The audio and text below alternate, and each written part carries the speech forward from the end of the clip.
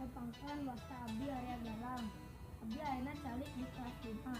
Tiap enjing abdi muot ka sakola kanggo nuntut ilmu, dengar pangarti, maca krama sareng rerencangan. Angging tiap wangsul sakola, abdi langkit teras wangsul. Abdi merhatoskeun rerencangan di sakola, bari ngantosan dijemput ku kasepuhna. Sabagian rerencangan seueur anu nyepeng HP. Abdi bingung, naha sadaya perhatian nuju kana HP.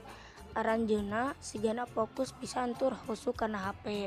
Dugi nalika ditaros teu aya nu ngawaler saking husuna.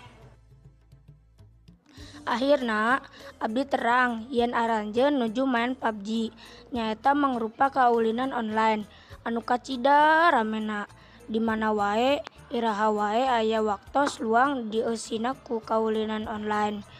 Tapi masih keneh untung yen abdi dipapari nasehat, diemutan ku pun biang, pun bapa kanggo ngawatesan main game.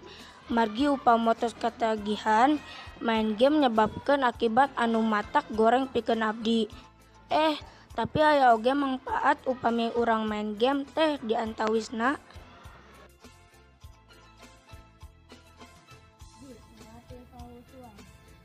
Margi main game teh bakal fokus atau merhatikeun permainan.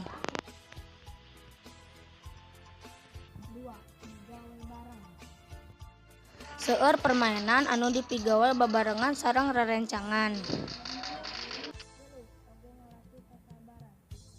Ku ayeuna main game online, urang teh kedah bajuang supados menang. Bajuang keur jadi juara, ngajadikeun urang tambah semangat. Urang janten murang kali anu berprestasi, janten kareueus sepuluh urang tur tiasa ngabakti ka lemah cai. Amin.